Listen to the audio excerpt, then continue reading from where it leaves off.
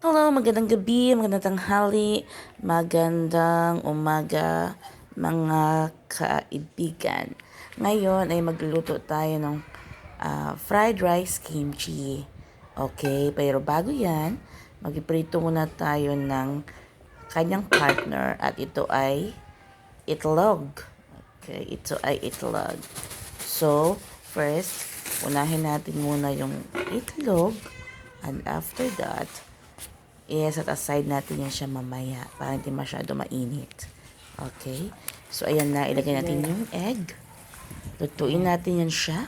Pasensya na sa oil. Tipid si auntie nyo. Mahal ang oil right now. Baka naman.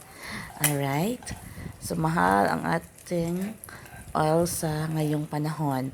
So, tipid tayo para sa ekonomiya ng ating bansa. So, nagprito tayo. Unahin natin yun siya para mamaya hindi na siya masyadong mainit. And after that, iset aside natin yun.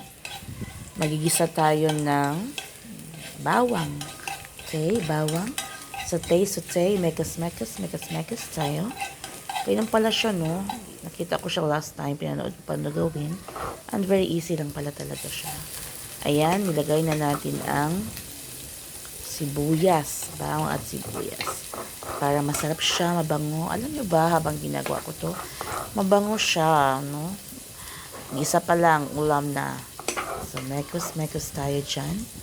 Mekos. Gisa din tayo habang mag-color brown siya. O, nasa inyo na kung anong gusto nyong color. As long as maganda siya. Tingnan, masarap nan. Ayan. And after that, ilagay natin ang kanin. Okay? Kung meron kayong mga bahaw o natirang kanin, kagabi ba or tanghali, pwede nyo siyang igisa. Isama natin, i-fried rice natin yun siya. At oo nga pala, bakit ko naisipan gumawa ng fried rice kimchi?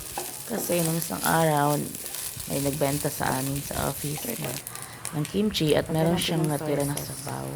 So, I decided na gawa ng fried rice. So, nilagay tayo ng konting toyo. Okay, para dagdag lasa rin. Konting toyo. Okay, natin. Konting toyo muna tayo. Ayan. Okay. I-iko natin siya. I-mix para malagyan lahat ng toyo ang ating kanin. Okay, and after that, tapos natin siya i-mekos, ihalo-halo. Ilagay na natin ang sabaw ng kimchi. Diba, sabaw na lang naiwan. Kasi kinain ko na yung mga laman niyan. Ayan. Maraming salamat sa nabigay ng sponsor ng kimchi niyan. Okay, so mekos tayo. Mekos. Para lagyan siya lahat. Karang dami Okay, magkaroon ng ayos na mixing. So, ayusin natin yung mekos sa kanya. Alright. Masarap na, no? Mabango talaga yan siya, guys. Habang ginagawa ko yan siya. Very mabango. Ayan, lagyan natin ng konting salt. Alright, salt. And paminta. Alright, para masarap talaga siya.